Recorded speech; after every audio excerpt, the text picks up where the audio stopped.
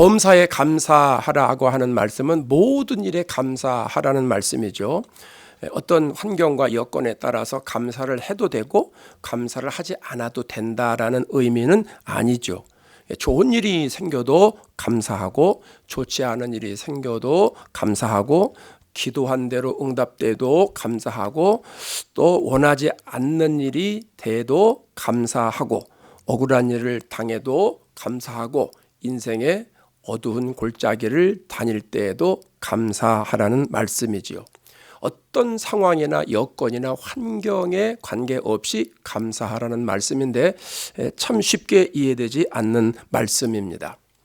오늘 본문을 표면적으로 보면 데살로니가 교회의 형편이 좋기 때문에 하나님이 감사하라, 범사에 감사하라 이렇게 말씀하시는 게 아닌가 하는 생각을 갖게 되는데, 그러나 데살로니가 교회의 형편을 우리가 살펴보면 그렇지 않다는 것을 알게 됩니다. 한 달 전에 튀르키예 그리스 성지순례 갔을 때 그리스에 있는 이 데살로니가 지역을 그 유적지를 찾아갔었습니다. 현장에서 느끼는 그 영적인 감동과 또 그를 통해서 느끼는 것은 많이 달랐습니다. 데살로니가 교회는 사도 바울이 유럽 대륙에 세운 두 번째 교회입니다. 사실 바울이 선교 계획을 치밀하게 세워가지고 여기를 가고 여기를 가고 여기를 가야 되겠다 해서 데살로니가를 간 건 아니거든요. 바울은 아시아에서 복음을 증거하려고 계획을 세웠어요. 그런데 성령께서 그걸 막으시죠. 마게도냐 사람 하나가 밤중에 우리를 와서 도우라고 손짓을 하는 모습을 봅니다. 환상을 본 겁니다. 그래서 사도 바울이 하나님이 아시아에서 전하는 걸 막으시고 유럽으로 가서 복음을 증거하라고 그러는구나 하는 것으로 받아들였습니다. 그래서 그 즉시 순종을 해서 배를 타고 마게도냐로 이제 가게 됩니다. 그래서 빌립보를 거쳐서 데살로니가를 이제 가게 되는 거예요. 자, 마게도냐, 빌립보, 데살로니가 이러니까 조금 우리가 혼돈할 수 있는데, 마게도냐는 지역 전체를 가리키는 거예요. 그러니까 우리가 남가주 그러면 남가주 전체를 가리키잖아요. 이 LA 카운티, 저 벨리 카운티, 또 오렌지 카운티 다 포함해서 남가주라고 그러지 않습니까? 그것이 이제 마게도냐라고 생각을 하면 돼요. 빌립보나 데살로니가는 남가주 가운데 로스앤젤레스, 남가주 가운데 다른 도시 이렇게 이야기하면 되는 거예요. 이해가 되는 것이죠. 자, 당시 데살로니가는 천여의 조건을 갖춘 항구 도시입니다. 지중해 해상무역의 중심 역할을 했고 또 로마와 동방, 서방과 동방을 잇는 군사 무역로가 관통하는 아주 요충지이기 때문에 로마 제국 당시에 가장 중요한 도시 중에 하나가 데살로니가였다라고 하는 겁니다. 바울이 데살로니가에 도착해서 복음을 증거하는데 생각처럼 오래 못 있어요. 3주 동안 복음을 증거합니다. 왜냐하면 데살로니가에 살고 있는 유대인들이 너무너무 심하게 박해를 하는 거예요. 그들이 돈을 주고선 폭력배를 동원해가지고 소동을 일으킵니다. 그러니까 바울이 전도하지 못하도록 막는 거죠. 나중에는 이제 바울을 찾으려고 이제 난리법석입니다. 찾지 못하니까 야손이라는 사람을 붙잡아가지고 그 사람 누명 씌워가지고 감옥에 집어넣습니다. 엉뚱한 사람에게 피해를 입히는 거예요. 이쯤 되니까 예수 믿는 사람들이, 바울의 설교를 들었던 사람들이 이렇게 해서 바울을 그냥 놔두면 안 되겠구나, 바울의 신변을 안전하게 보호해야 되겠구나, 그래서 피신시켜야 되겠다고 생각해서 그날 밤에, 그 밤중에 베레아로 바울을 피신시킵니다. 그러니까 데살로니가 교인들이 지금 얼마나 힘들고 어려운 상황인지 짐작이 가지 않습니까? 바울이 데살로니가에서 복음을 전한 것은 아까 말씀드린 대로 3주라고 그랬는데 2차 순교 여행 때 복음을 전했거든요.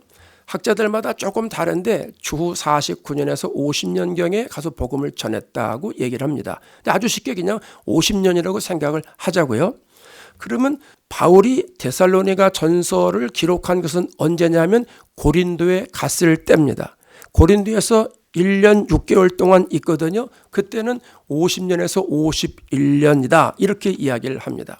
그러니까 데살로니가에서 3주, 또 베레아에서는 얼마 기록이 안 돼 있어요. 아테네입니다. 거기서도 얼마 기록이 안 돼 있었어요. 짧게 있었다는 거예요. 그리고 고린도 가서 1년 6개월 있었다는 거예요. 그러면 이 고린도 교회 성도들은 예수 믿은 지 길어봐야 2년밖에 안 됐다는 추론이 되지요.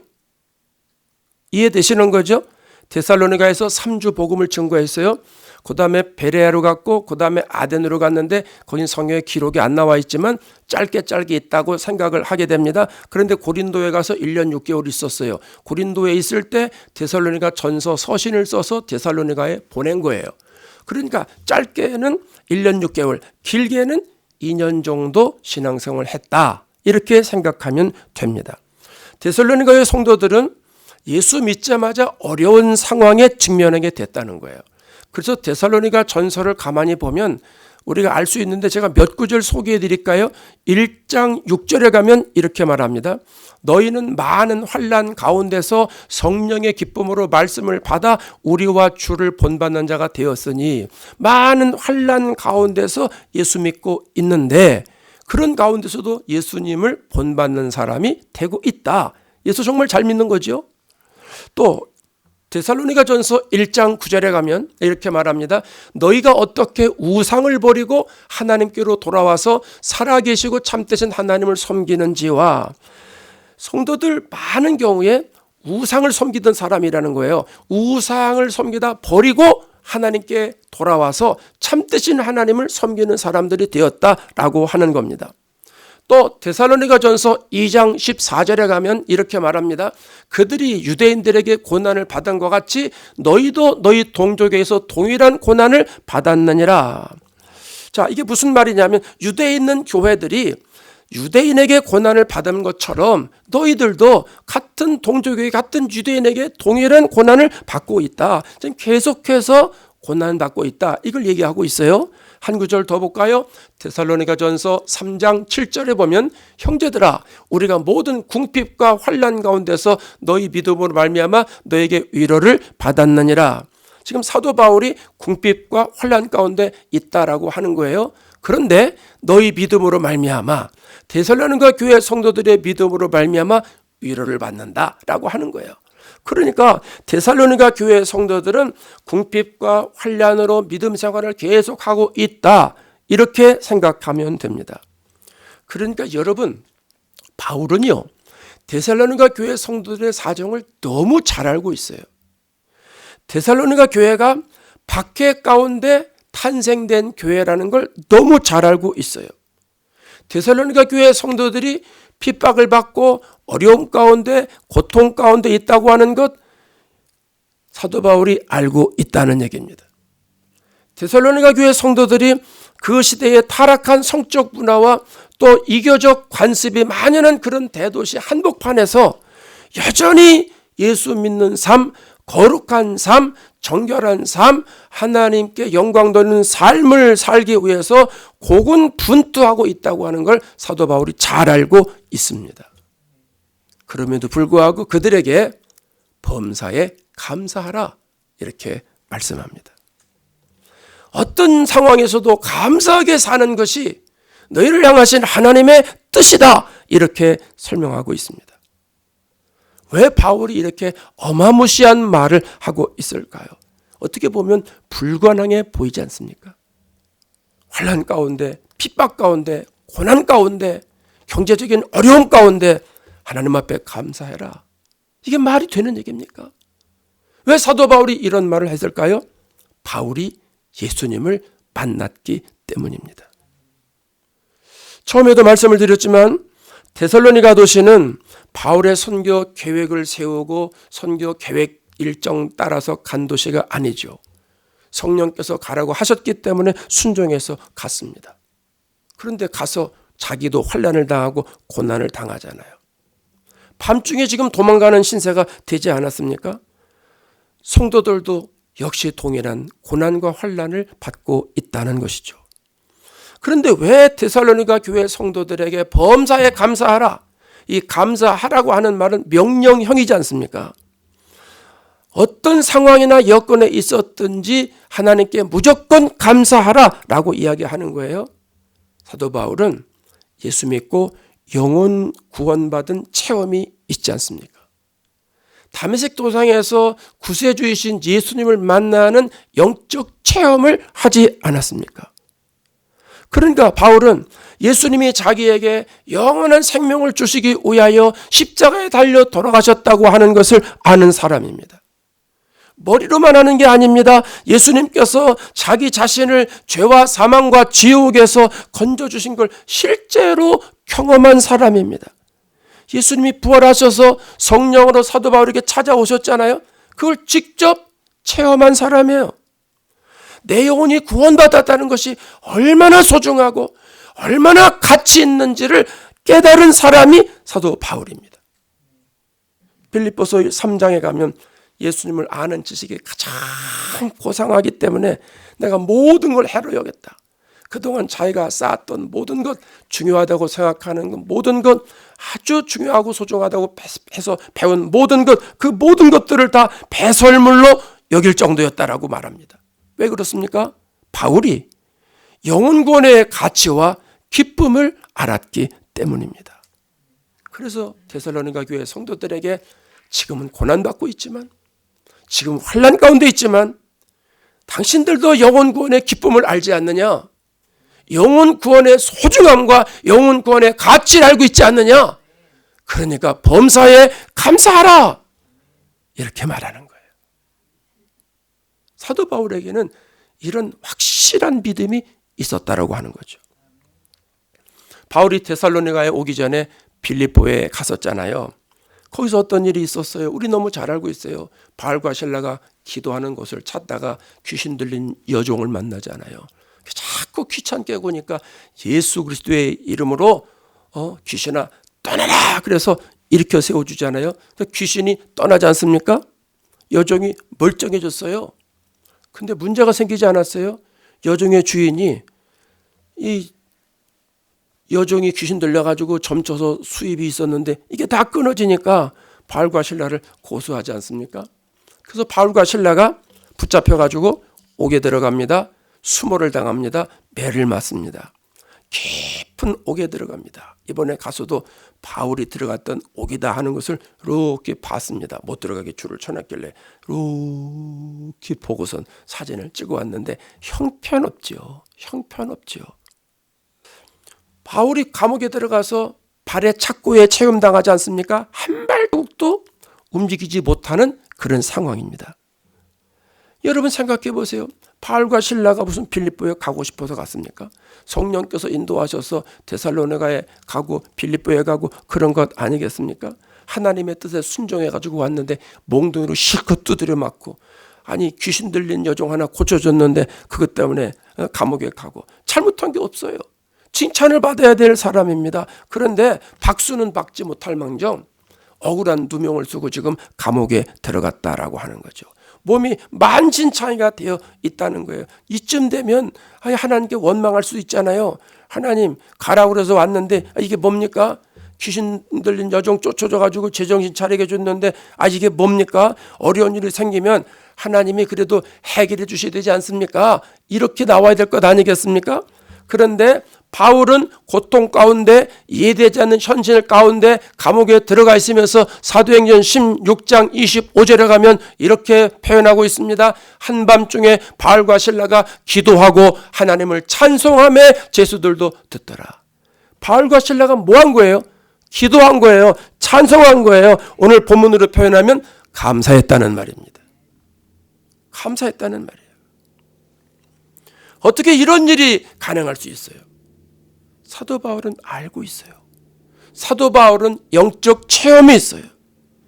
영혼 구원의 가치는 고난 속에서도 환난 속에서도 흔들리지 않는다라고 하는 겁니다. 영혼 구원의 기쁨은 어렵고 힘든 가운데서도 하나님을 향한 내 시야가 바뀌어지지 않는다라고 하는 거예요. 영혼 구원의 축복은 하나님께 우리의 모든 시선을 고정시키는 비밀 무기라는 것을 사도 바울은 알고 체험하고 있다는 겁니다. 그래서 나중에 데살로니가 후서를 보내잖아요. 후서를 보낼 때 이런 말을 합니다. 데살로니가 후서 2장 13절에 가면 이렇게 나와요. 주께서 사랑하시는 형제들아, 우리가 항상 너희에 관하여 마땅히 하나님께 감사할 것은, 하나님께 감사하는 내용이 나와요. 하나님이 처음부터 너희를 택하사 그 다음에 성령의 거룩하게 하심과 진리를 믿음으로 구원을 받게 하심이니. 사도 바울이 데살로니가 후서에서 뭐라고 그래요? 너희들이 예수 믿는 게 난 너무 감사하다. 너희들이 예수 믿고 구원받는 게 너무너무 감사하다. 이렇게 고백하고 있습니다. 여러분, 예수 믿는다는 거는요, 하나님의 뜻대로 사는 것을 말하잖아요. 예수님이 십자가를 지시기 전에 겟세마네 동산에서 드린 기도를 우리는 너무나 잘 알고 있어요. 마태복음 26장 39절에 가면 이렇게 말씀하죠. 나의 원대로 마시옵고, 시작, 나의 원대로 마시옵고 아버지의 원대로 하옵소서. 세번역 성경으로 다시 한번 빚어드릴게요. 내 뜻대로 하지 마시고 아버지의 뜻대로 해 주십시오. 내 뜻대로 하지 않게 해달라는 거예요. 어떻게 해서든지 하나님의 뜻이 이루어지도록 해달라는 거예요. 여러분, 우리 잘 아는 사실이지만 예수 믿는 사람들은 내 신념과 사상이나 이데올로기대로 사는 사람이 아니잖아요.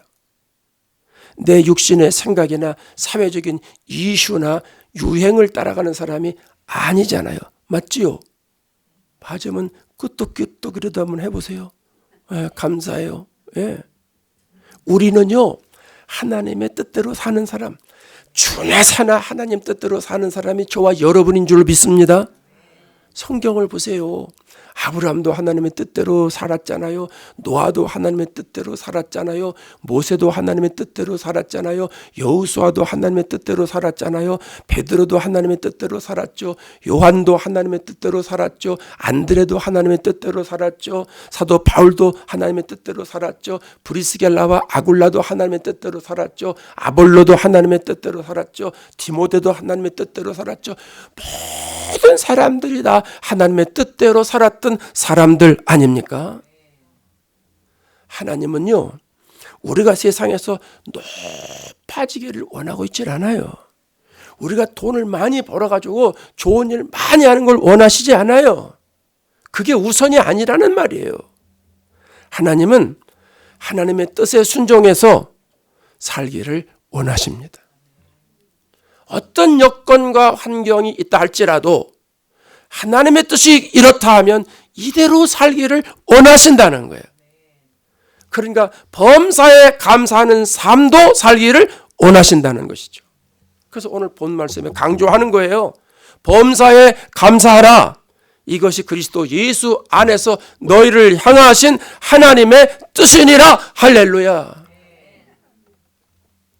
하나님은요, 우리가 힘들고 어려워도 째째하게 사는 걸 원치 않으세요.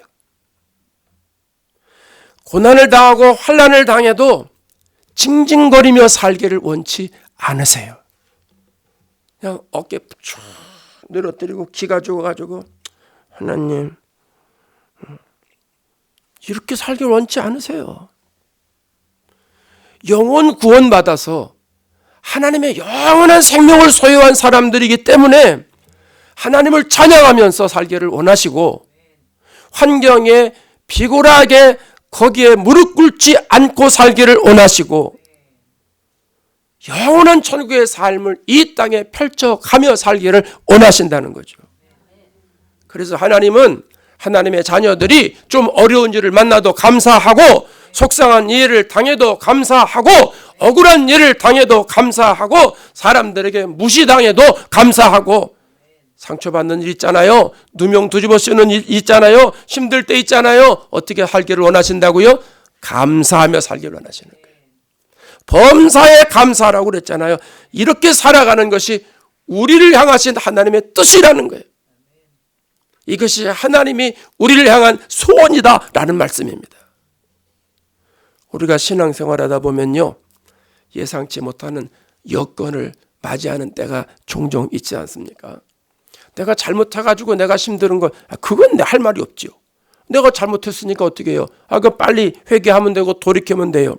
그런데 성령께서 감동을 주셔가지고 야, 하나님이 역사하시는가 보다 이래가지고 했는데 어려움에 휩싸이게 돼요. 문제가 찾아와요. 환경과 여건이 영 나를 도와주질 않는 거예요. 여러분 이럴 때 있어요, 없어요? 있지요. 많아요. 그럴 때 우리의 시선은 그 어려움에 고정되기 쉽습니다. 그래서 근심이 찾아오고 걱정이 되고 원망, 불평이 시작이 됩니다. 좌절하게 되고 절망하게 되고 어떤 사람은 그럽디다 교회 갈 마음도 안 생긴다고. 왜? 그럴 수도 있어요. 어둠의 골짜기를 지내야 되는 상황과 여건과 환경이 나에게 올 수 있다는 말씀입니다. 어떤 사람은 이걸 헤어나지를 못해. 그래가지고 계속 거기에 붙잡혀 살아가지고 언제까지 가냐면 죽을 때까지 가요. 죽을 때까지.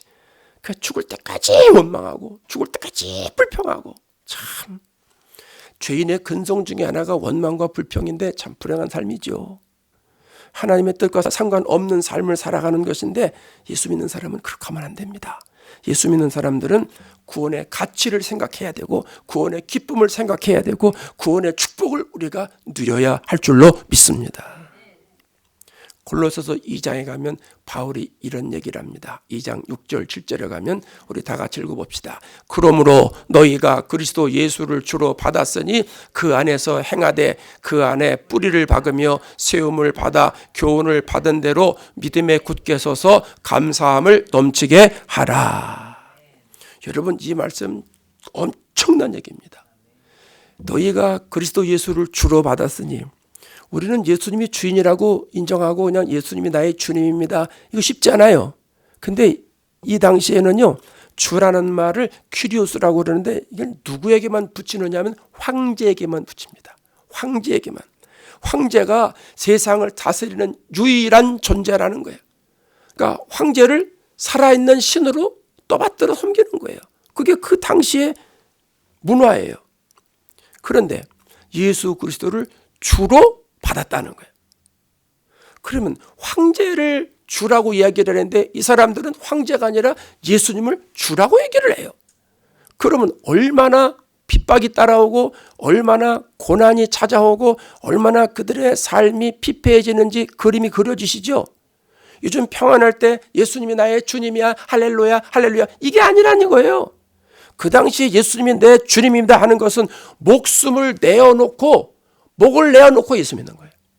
어마어마한 고백이에요. 그럼에도 바울은 예수를 주로 믿었으니 예수님 안에서 행하라는 거예요. 예수님 안에서 믿은 대로 살라는 거예요.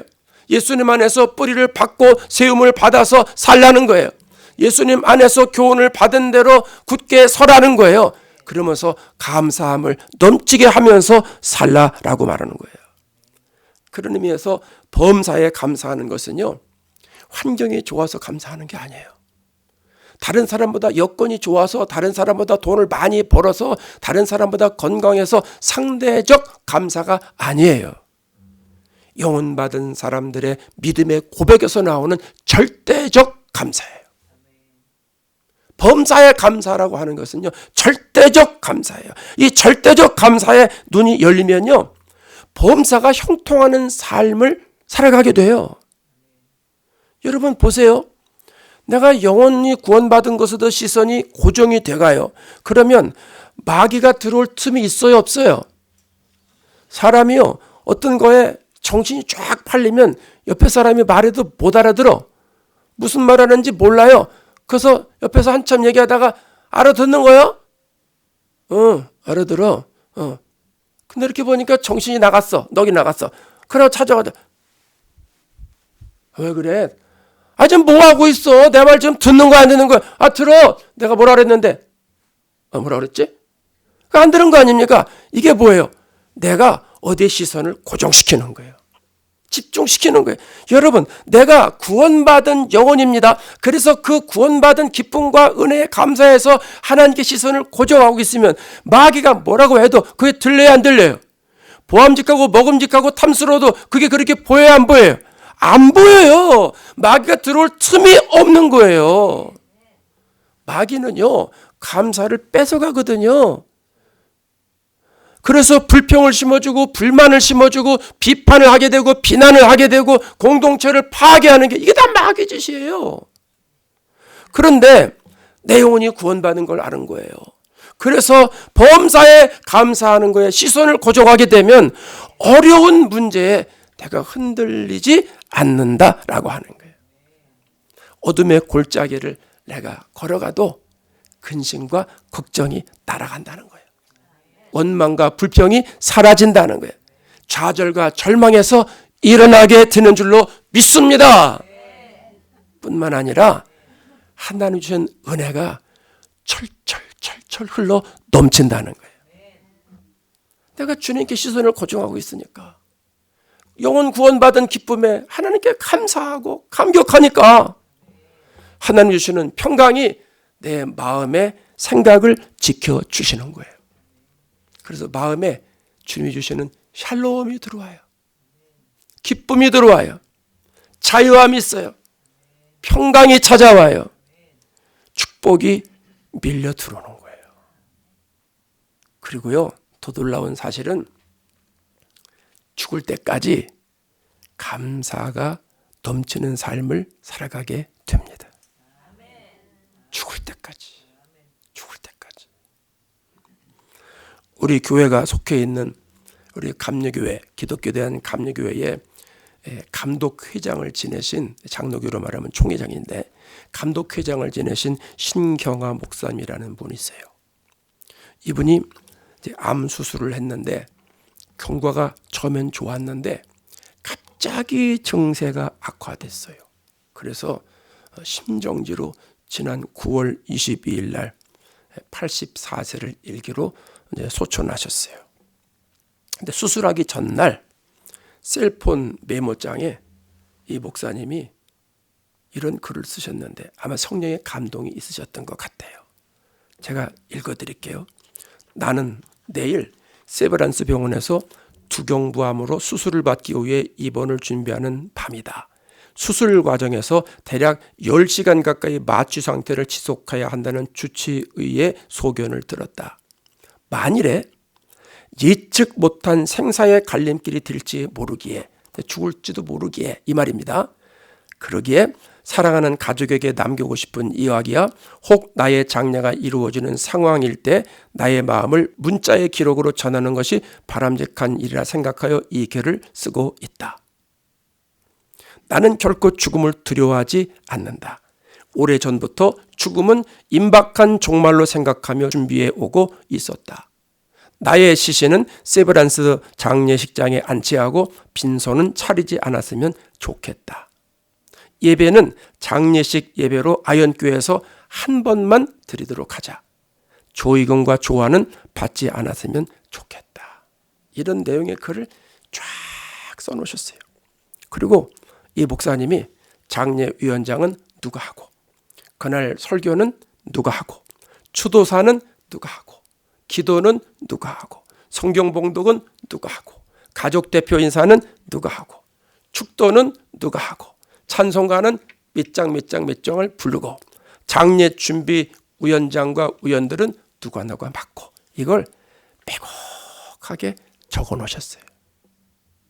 그리고 마지막에 이렇게 적어 놓으셨어요. 오늘까지 살아온 나의 84년의 세월은 하나님이 함께하신 은총의 세월이었다. 이 글이 언론에 보도됐어요.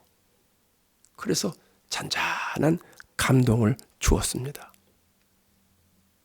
오늘 우리는 추수감사 주일 예배를 드리고 있습니다. 하나님이 우리에게 주신 은혜와 복을 손꼽아 보면서 감사한 것을 찾아보자. 지난 시간에 이렇게 말씀을 드렸잖아요. 성령께서 여러 가지를 생각나게 해주지 않으셨을까요? 그것을 여러분이 아마 적으셨을 거예요. 예수 믿고 영혼이 구원받은 것 생각나게 하지 않으셨나요?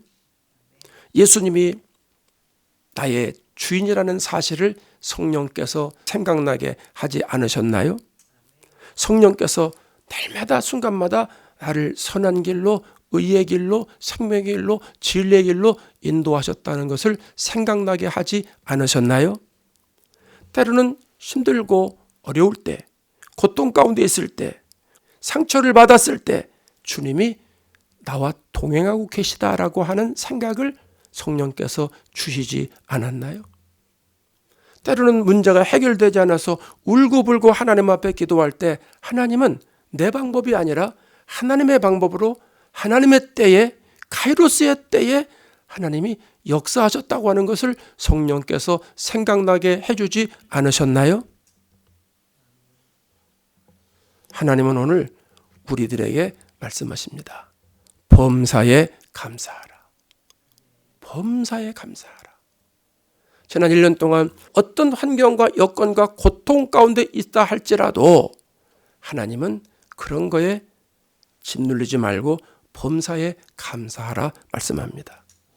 감사하며 살라는 거예요. 그렇게 사는 것이 우리를 향하신 하나님의 뜻이라고 하는 사실입니다. 2025년 추수감사주일 예배를 드리면서 범사에 감사하는 신앙으로 하나님께 영광 돌리시는 저와 여러분 되시기를 주의 이름으로 축원합니다.